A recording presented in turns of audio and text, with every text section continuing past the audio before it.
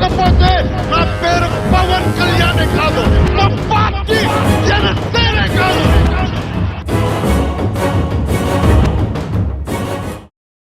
వేలాది మంది కార్మికుల ఉపాధికి గండిపడింది. పనులు లేక వారి కడుపు మాడింది. అప్పటి వైసీపీ ప్రభుత్వ కొత్త ఇసుక పాలసీ వల్ల దెబ్బతిన్న లక్షలాది బ్రతుకులకు బాసటగా నవంబర్ 3న విశాఖపట్నంలో జనసేన అధినేత పవన్ కళ్యాణ్ లాంగ్ మార్చ్ నిర్వహించి వారు ఎదుర్కొంటున్న ఇబ్బందులను తన గళంతో ప్రశ్నించారు. గ్రహణం పట్టిన భవన నిర్మాణ కార్మికుల జీవితాలలో వెలుగులు నింపాలనే ఉద్దేశంతో తలపెట్టిన సామాన్యుల సత్యాగ్రహమే జనసేన లాంగ్ మార్చ్.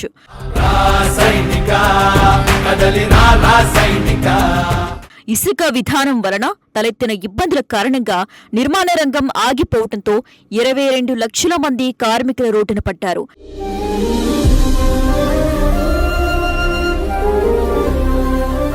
శ్రమనే నమ్ముకున్న భవన నిర్మాణ కార్మికులు ఒక పూట తిండి కోసం పస్తులుండాల్సిన దుస్థితి దాపురించింది. శ్రామికుల కష్టాన్ని, వారి సంక్షేమాన్ని పట్టించుకోవాల్సిన ప్రభుత్వం మౌనం దాల్చింది. అయితే వారి వేదనను చూసి జనసేనాని పవన్ కళ్యాణ్ చలించిపోయారు. కార్మికుల కన్నీళ్లు పట్టని ప్రభుత్వానికి జనసేనాని తనదైన శైలిలో సమాధానమిచ్చారు. భవన నిర్మాణ కార్మికుల సమస్యలపై ప్రభుత్వ నిర్లక్ష్యాన్ని తీవ్రంగా ఖండించారు. విశాఖపట్నం వేదికగా భవన నిర్మాణ కార్మికుల గర్జన కార్యక్రమం జరిగింది.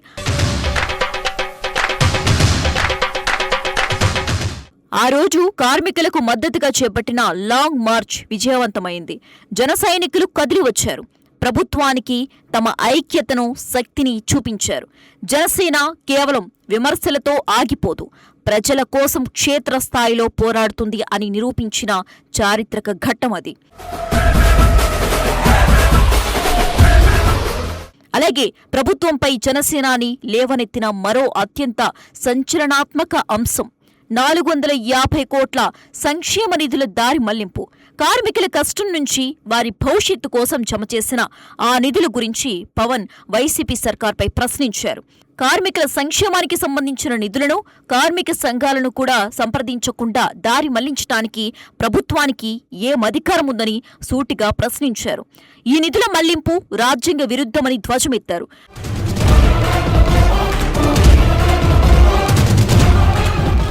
భవన నిర్మాణ కార్మికుల ఉపాధి పోగొట్టి కడుపు మార్చిన ప్రభుత్వానికి కళ్లు తెరవటమే జనసేన లక్ష్యంగా ఆయన పోరాటాన్ని మొదలుపెట్టారు.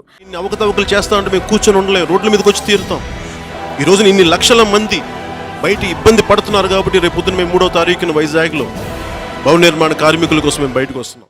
ప్రజల పక్షాన నిలబడాల్సిన బాధ్యత తమపై ఉందని జనసేనాని విశ్వసించారు. ఆకలితో అలమటిస్తున్న కార్మికులను ఆదుకోవటానికి డొక్కా సీతమ్మ గారి స్ఫూర్తితో డొక్కా సీతమ్మ ఆహార శిబిరాలను ఏర్పాటు చేయాలని పిలుపునిచ్చారు. రాజ్యాంగం కాదు, మానవత్వం అనే లక్ష్యంతో పవన్ కళ్యాణ్ ఈ నిర్ణయం తీసుకున్నారు.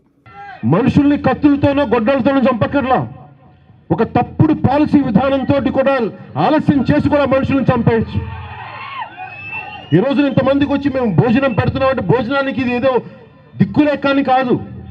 నాకు ఏడుపు వచ్చి ఏం చేయాలి మీకు అని మేము అండగా ఉన్నామని చెప్పే విధానంలో చెప్పాను తప్ప డొక్కా సీతమ్మ గారి పేరు పెట్టి ఇది ఎంత ధైర్యం కలిగిస్తుంది. ఒకవైపు ప్రభుత్వం భవన నిర్మాణ కార్మికులు ఆత్మస్థైర్యం తీసేసి ఆత్మహత్యలకి పాల్పడేలా విధి విధానాలు ఉంటాయి. జనసేన మటుకు మేము మీకున్నాం, మీరు ఆత్మహత్యలకి పాల్పడొద్దని చెప్పడానికి ఇది మేము ఈ రోజున శిబిరాలు పెట్టింది.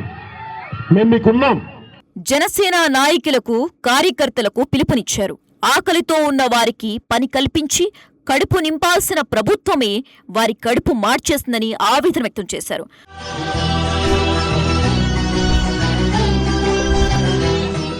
భవన నిర్మాణ పనులకు మేమున్నాం అన్న భరోసా కల్పించటం కోసం పరిమితమైన వనరులన్నిటికీ తమకు చేతనైన సాయం చెయ్యాలని జన సైనికులను కోరారు.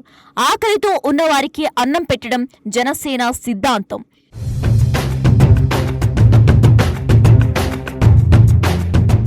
భవన నిర్మాణ కార్మికుల సమస్యలపై పవన్ కళ్యాణ్ చూపిన చిత్తశుద్ధి ఆయన నిబద్ధతకు నిదర్శనం. ఒకవైపు 450 కోట్ల నిధుల దారి మళ్లింపుపై పాలకులను నిలదీస్తూ మరోవైపు డొక్కా సీతమ్మ శిబిరాల ద్వారా కార్మికుల ఆకలి తీర్చిన నిస్వార్థ నాయకుడు ఆయన.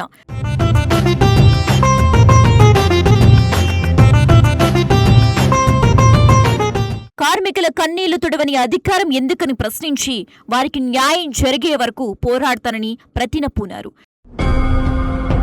జనసేన మీ సేన, సామాన్యుల సేన, మన భారతదేశపు సేన.